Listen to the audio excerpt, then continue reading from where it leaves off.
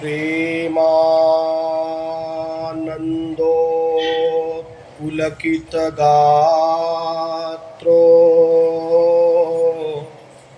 विद्युद्धारा धर समकांति राधा कृष्णो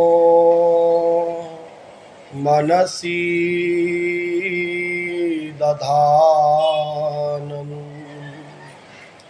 वन्देऽहं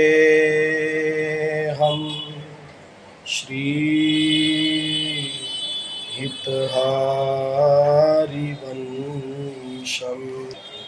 जय जय राधा वल्लभ श्री हरिवंश, जय जय श्री सेवक रसिकन आवतंश। जय जय राधा वल्लभ श्री हरिवंश, जय जय श्री सेवक रसिकन आवतंश।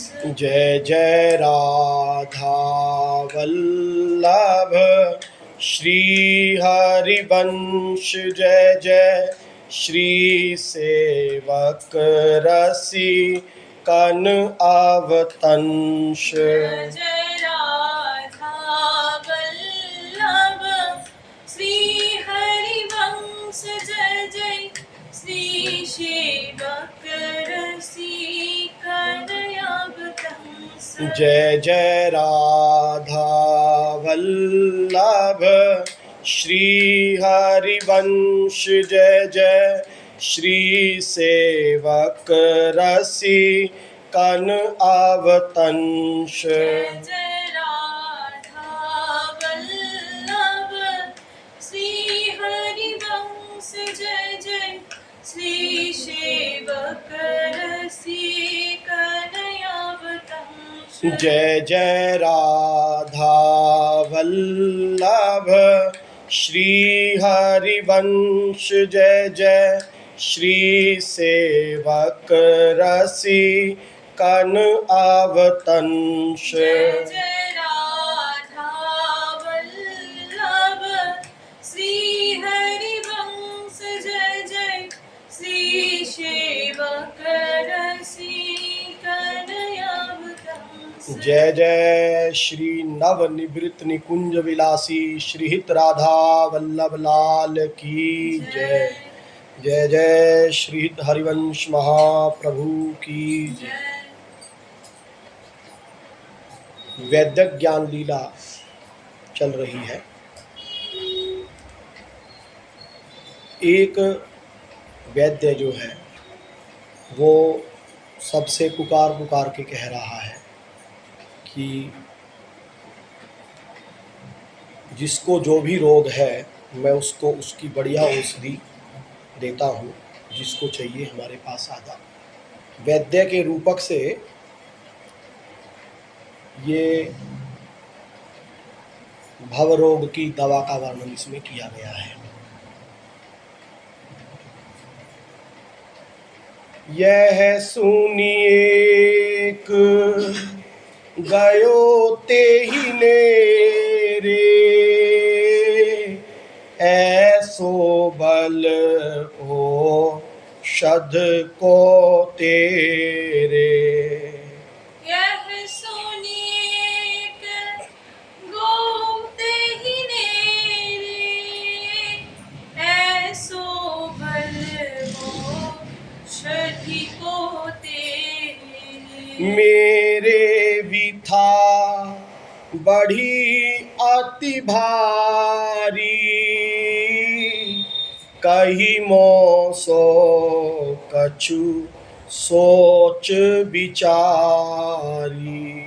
मेरे विथा बरी अति भारी, कही मोशो कछु सोच विचारी।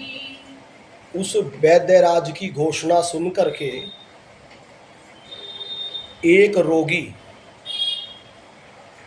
उनके पास जाकर के बोला कि हे वेदराज, आपके पास क्या कोई ऐसी औषधि है जो मेरी व्यथा का उपचार करके मुझे स्वस्थ कर दे?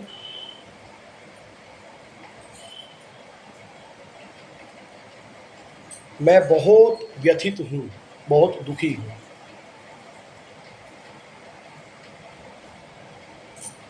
रोग से छूटने का उपाय सबसे पहले यही है कि रोग समझ में आए कि मेरे को रोग है, बीमारी है कोई।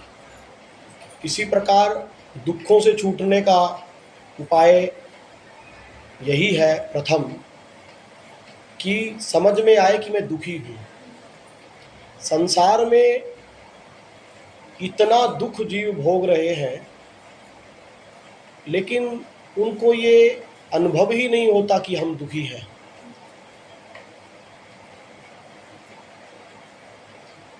और दुख का अनुभव ना होने के कारण वैराग्य नहीं होता है संसार से।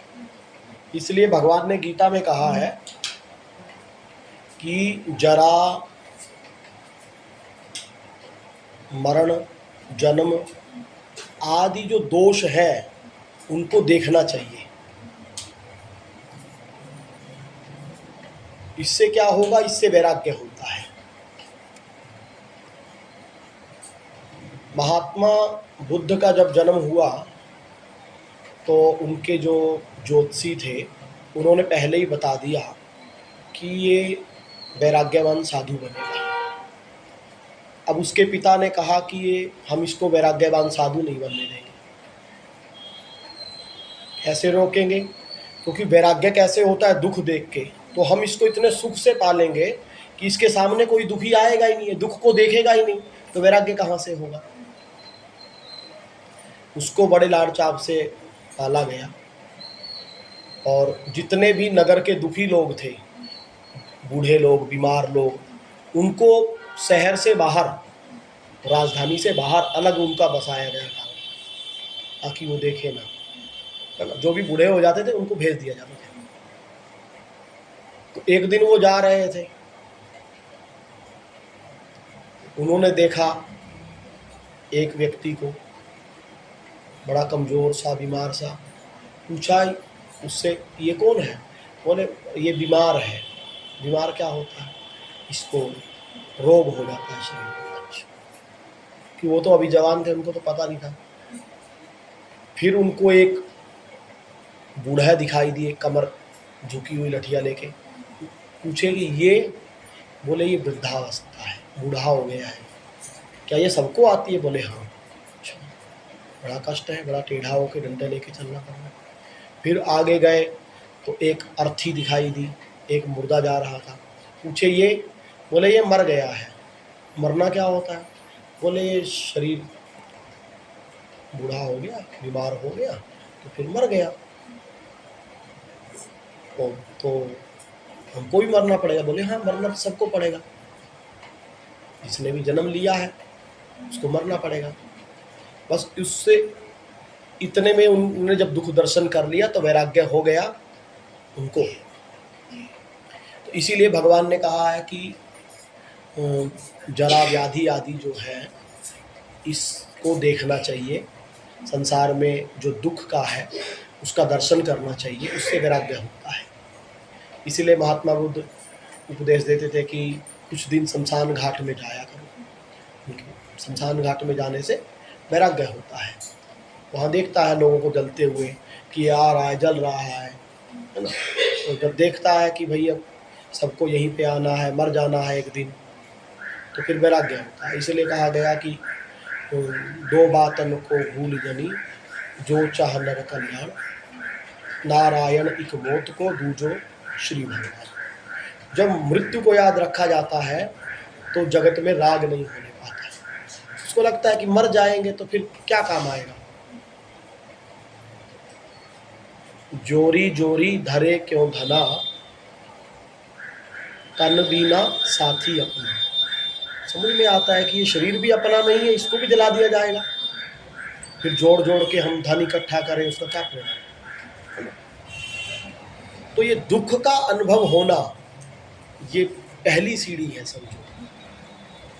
और ये दुख जो मिलते हैं ये भगवत कृपा है, विशेष भगवत कृपा।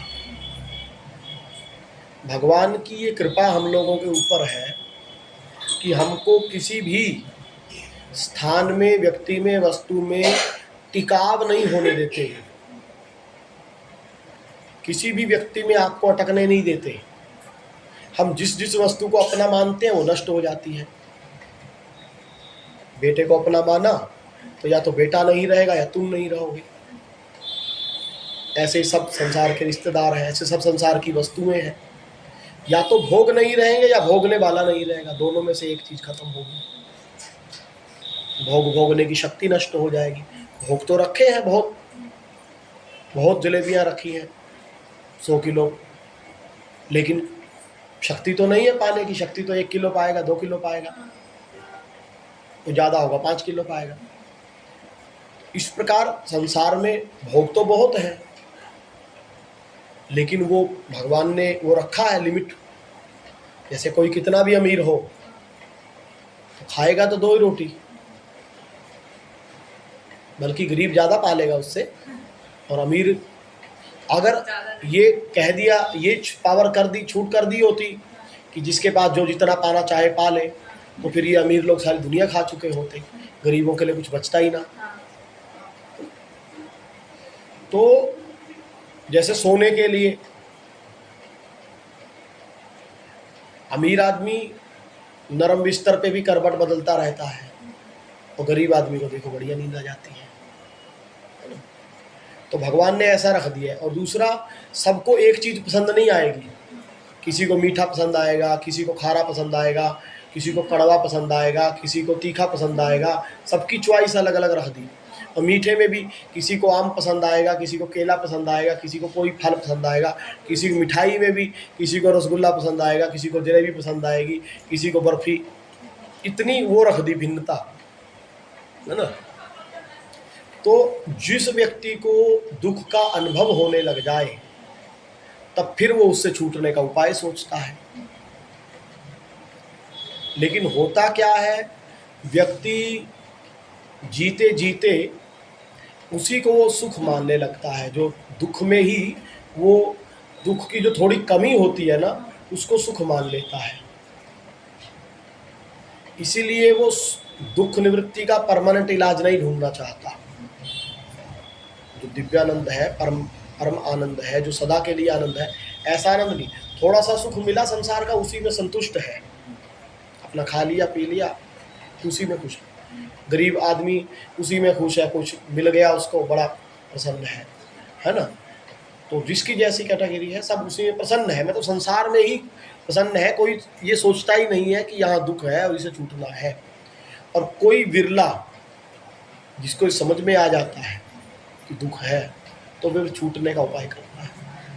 भगवान ने गीता में एक जगह कहा है कि हजारों मनुष्यों में कोई एक मुझको जानने के लिए प्रयत्नशील होता है। सोचता है कोई एक कि भगवान भी कोई है, उनको जानना चाहिए। फिर उन सोचने वालों में कोई एक चलता है, फिर उन चलने वालों में कोई एक तत्व को प्राप्त करता है, फिर उन तत्वज्ञों में कोई एक वासुदेव सर्वमिति ये जानता है ना। तो कारण वही है कि संसार में ही रचे पचे रहना। संसार के जो थोड़ा बहुत सुख मिलता है उसी में। भागवत में भी एक उपाख्यान है कि वो जाते हैं तो कुएं में गिर जाता है, लटक जाता है, ऊपर से सांप है नीचे कुछ और है मृत्यु का समान, पर ऊपर से शहद की बूंद टपक रही है, उसको चाट करके सुख मना रहा है। चूहा ऊपर से रस्सी काट रहा है उसकी, तो चूहा रस्सी काट देगा तो वो गिर जाएगा कुएं में, मर जाएगा, और उसको उसकी परवाह नहीं है। वो उसी में अपना शहद जो गिर रहा है उसमें सुख मान रहा है। ऐसे ही जय श्री हरिवंश प्रपंच वंश सब काल व्याल को खायो। ये सारा संसार काल रूपी व्याल का खाया हुआ है। तो यह जिए जानी, जो इसको हृदय से जान ले, तो फिर वो इसको जान करके फिर श्यामा श्याम के जो प्रेमी है उनके चरण कमलों में अपने सिर को नवा सकता है।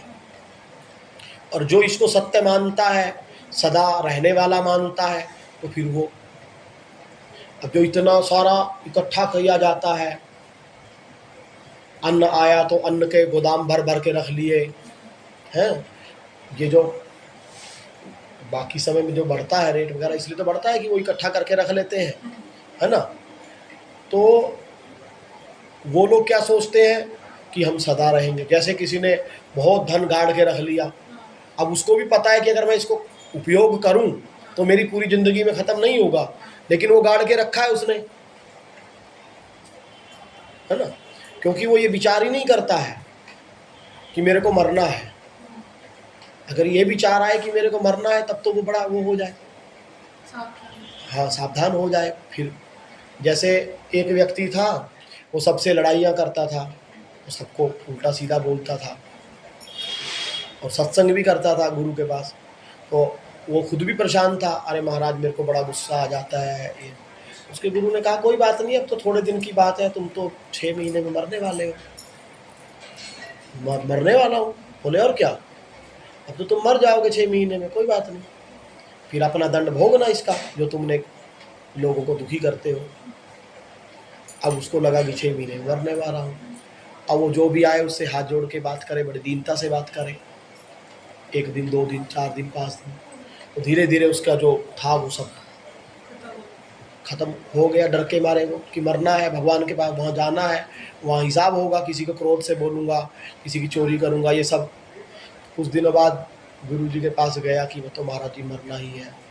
तो 1 महीना 2 महीना हो गया, तो गुरु जी ने कहा अच्छा वो तुम्हारा व्यवहार का क्या हुआ, अब कैसा चल रहा है।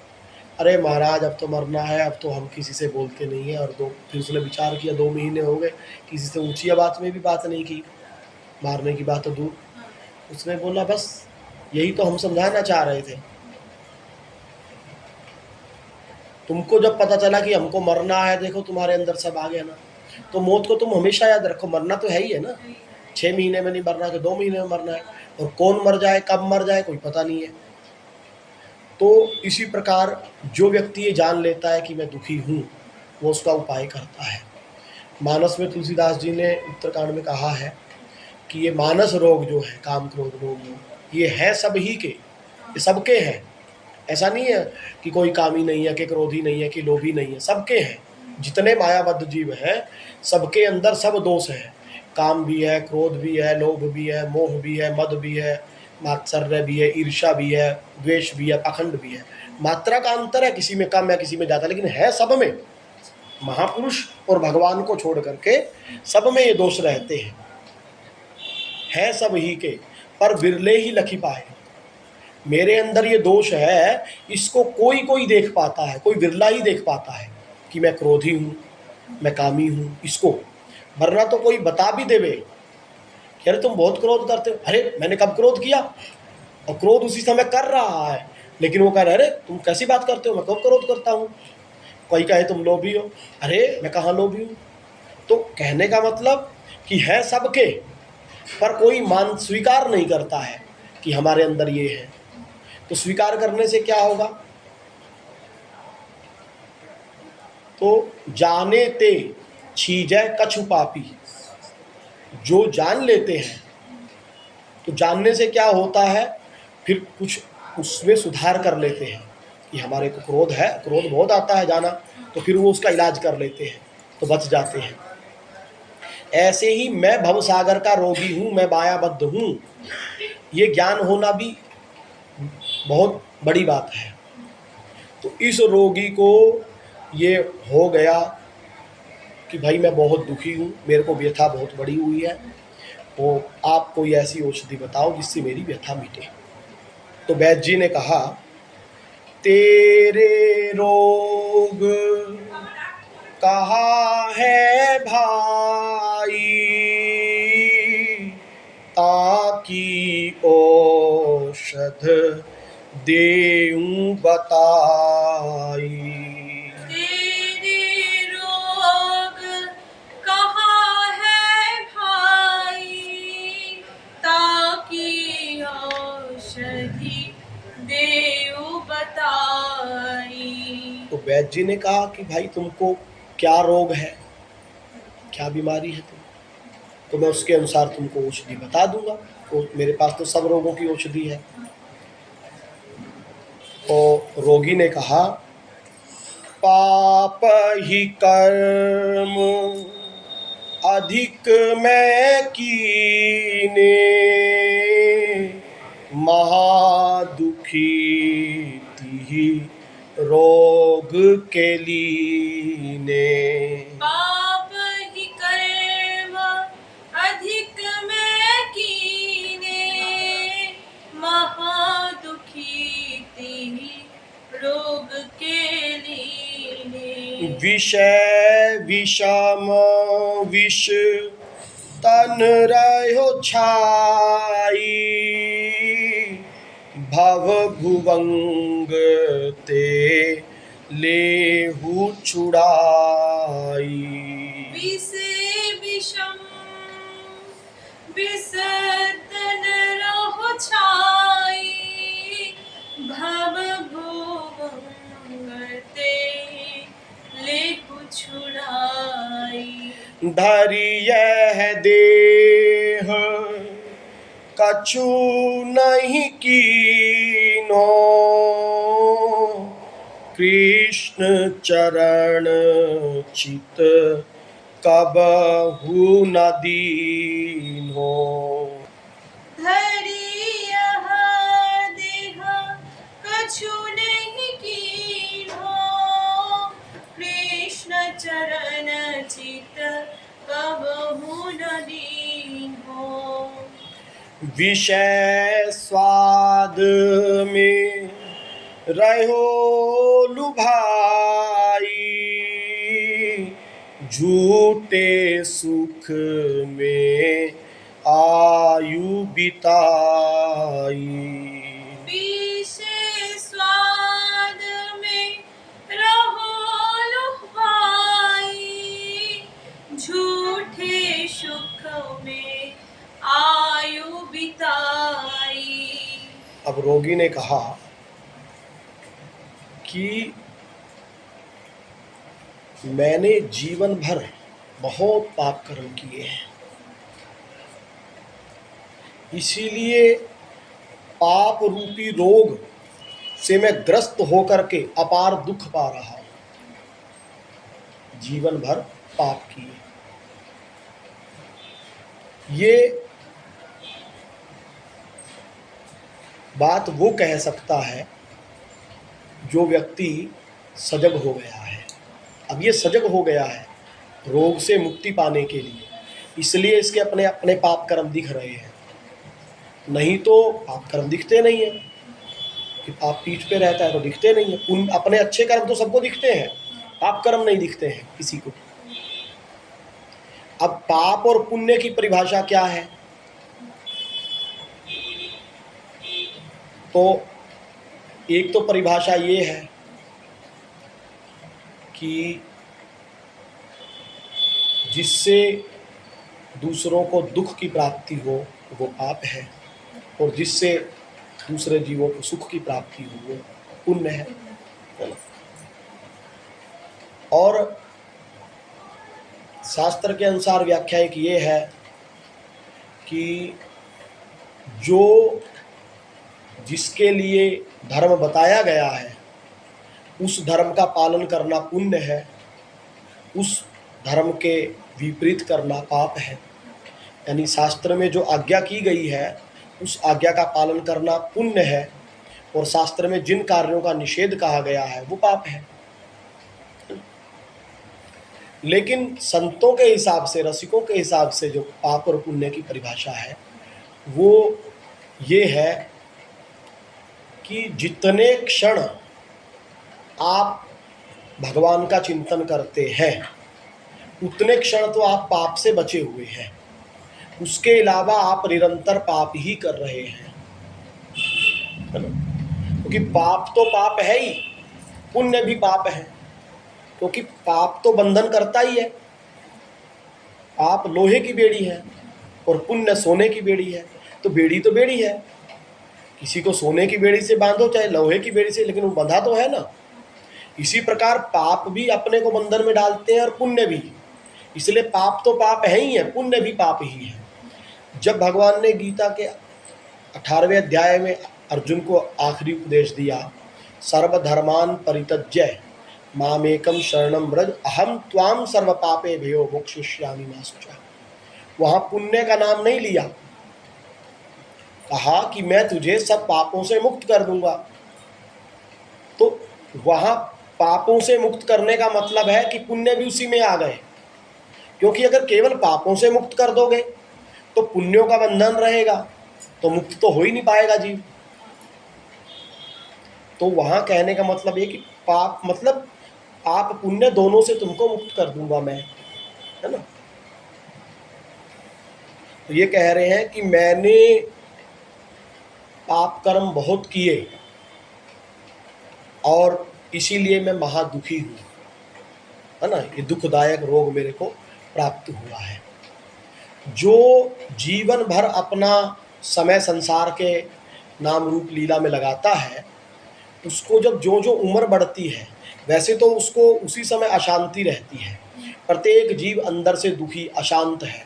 आज जो इतनी अशांति बढ़ रही है, छोटी सी बात में व्यक्ति गुस्सा हो जाता है, एक दूसरे को मारने को तैयार है, ना सहनशीलता है, ना कुछ रहा है लोगों के अंदर, है ना मीठापन। उसका कारण है संसार का चिंतन इतना ज़्यादा बढ़ गया है। पहले इतना भौतिक वस्तुओं का विकास नहीं था कि इतनी सुख सुविधाएं नहीं थी और मोबाइल टीवी ये सब नहीं थे ज़्यादा, तो क्या लोग भगवान में अपना समय लगाते थे। अब वो जो समय है उसको मोबाइल में लगा देते हैं, 1-2 घंटे 4 घंटे पता नहीं चलता।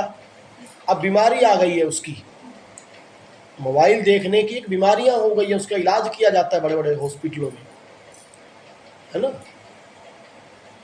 वो देखने की ऐसी आदत बनती है, उसको छोड़ते नहीं बनता है। तो और मोबाइल उसका छुपा लो तो वो पागल की तरह हरकतें करने लगते हैं लोग। अगर मोबाइल ले लिया जाए किसी का, उसकी का दिमाग काम नहीं करता है उसका, उस समय ले लो। आप देखो अच्छे अच्छे जो लोग भी दिखेंगे आपको, उनका जरा मोबाइल ले लो तो उसका ऐसे जैसे प्राण सूख गया हो, पता नहीं उसने मोबाइल में क्या रखा है। मोबाइल ले लिया मेरा, क्या देख, अरे हम देखते हैं वो, अरे वो पता चल जाएगा, अरे वो अंदर से धक धक धक लगती है। इतना वो हो गया है भौतिक वस्तु। ऐसे ही हम देखते हैं जब जाते हैं मंदिर इत्यादि, तो छोटी सी बात में लोग लड़ाई कर लेते हैं आपस में, जबकि ये तो धाम है, यहाँ तो फिर भी कुछ शांति वाले लोग रहते होंगे। बाहर बाहर के शहरों में क्या होता होगा, चिल्ला रहे हैं एक दूसरे पर, एक दूसरे को बोले जा रहे हैं। ऐसा नहीं है कि जब विडाम लगा तो मौन हो जाओ, नाम जपते हुए निकल जाओ धीरे से, भाई जब रास्ता मिले निकल जाओ, ना सब एक दूसरे को बोल रहे हैं, चाऊ चाऊ चाऊ चाऊ मचा देते हैं। तो ये क्या है, ये चित्त की अशांति है ना।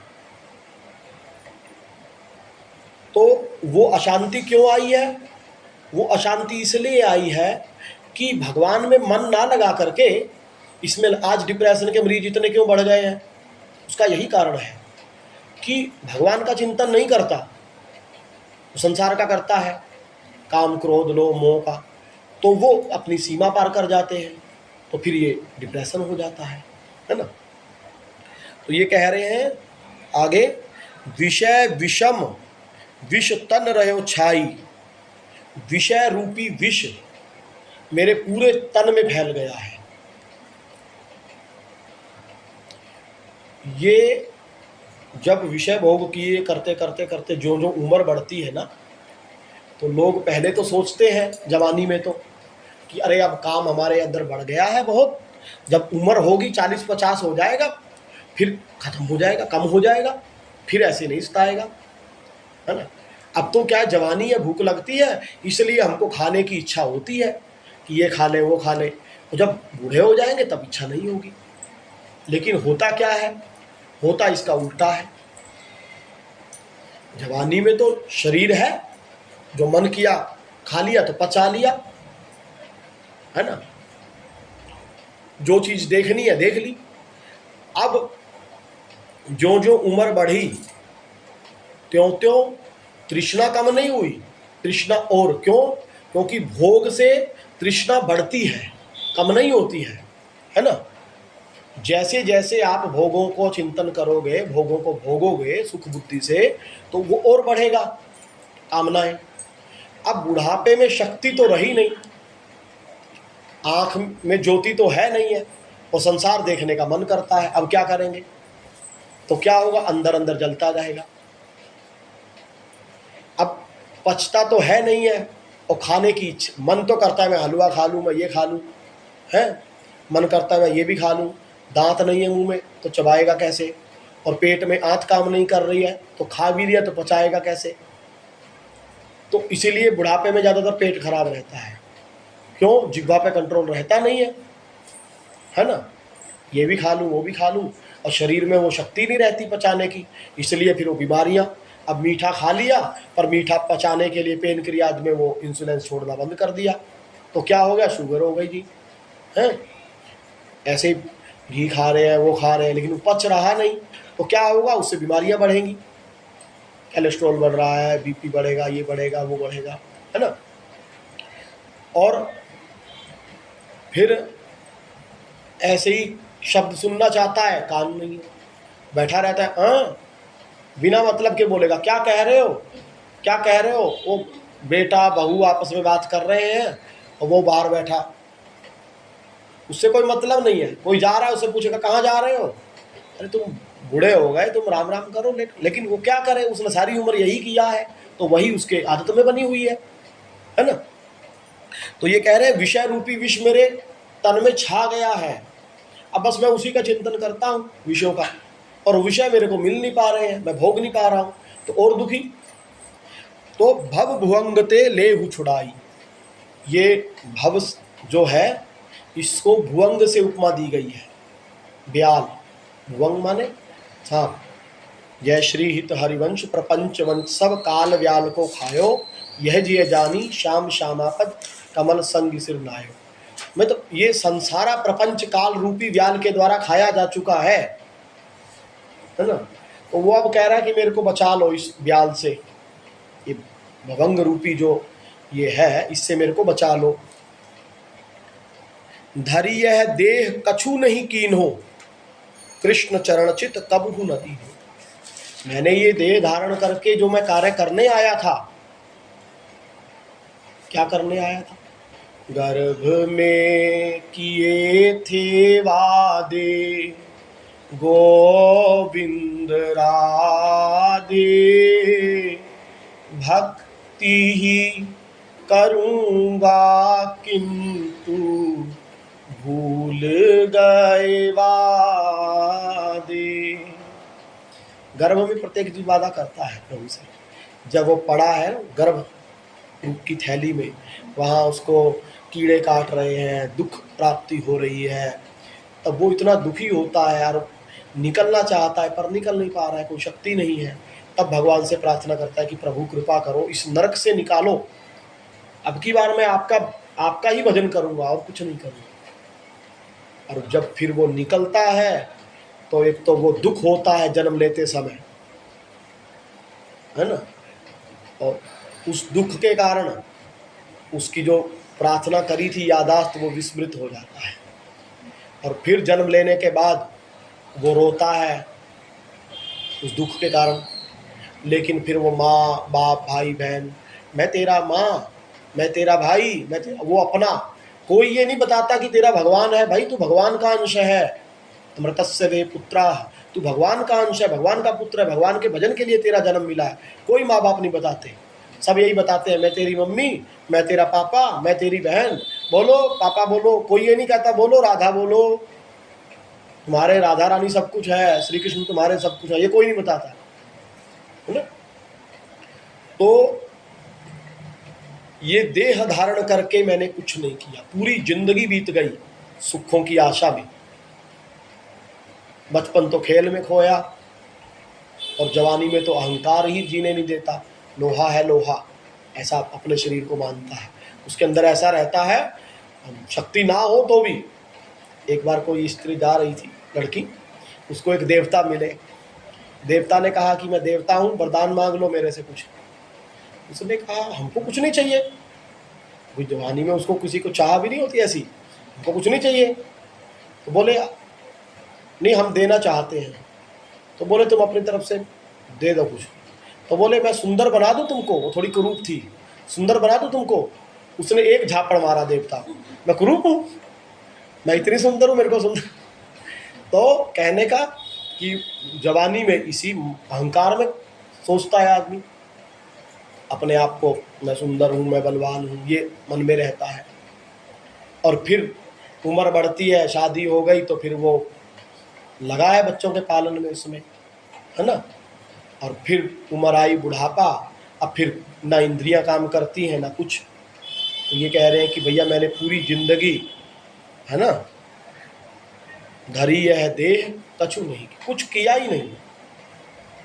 और ये जो है कि हमने बहुत पैसा कमाया, 4 कोठियाँ बना ली, इतनी कारें बना ली, इतना बैंक बैलेंस बना ली, ये कुछ नहीं है, बल्कि ये तो और बिगाड़ लिया। क्योंकि ये जितना आपने इकट्ठा किया है, मकान गाड़ी इत्यादि, ये तो संग जाएगा नहीं, इसको तो यहीं रख लिया जाएगा, मरने के बाद अकेला जाना होगा। लेकिन जो इनको कमाने के लिए पाप कर्म किए हैं वो उनको छोड़ के नहीं जा सकते, वो संग जाएंगे, पाप उसका फल भोगना होगा। फिर ये नहीं कह सकते कि अरे वो तो सामान तो हम लेके नहीं आए, तो हम मतलब, लेकिन नहीं, वो जो पाप उसके लिए तुमने झूठ बोला, चोरी की, लोगों को ठगा, लोगों को दुख दिया, जो मिलावट की, उसका दुख भोगना पड़ेगा, है ना। तो देह धारण करके कुछ नहीं किया, तो कुछ करने का मतलब क्या? ये तो कुछ में नहीं आया। कुछ करने का मतलब कृष्ण चरण चित्त कबहू न दीन हो, कभी बैठ करके श्री कृष्ण का चिंतन नहीं किया, कभी उनके नाम का, रूप का, लीला का गान नहीं किया, उनका चिंतन नहीं किया, कभी उनको रो के पुकारा नहीं, कभी उनको चाहा नहीं, है ना। विषय स्वाद में रहो लुभाई, झूठे सुख में आयु बिताई। तो क्यों नहीं किया?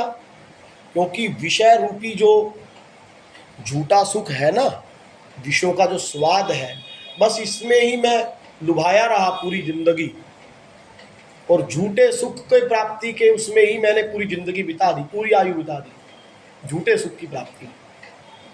सुख मिला नहीं आज तक किसी को।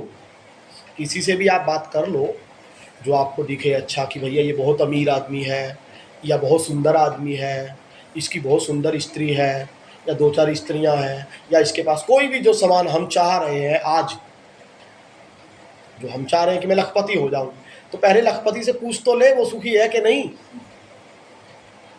अगर वो ठीक ठीक बताएगा तो वो कहेगा मेरे को सुख नहीं है। और लखपति सोचता है मैं करोड़पति बन जाऊंगा तो सुखी हो जाऊंगा। लेकिन तृष्णा जो आशा है वो समाप्त नहीं होती।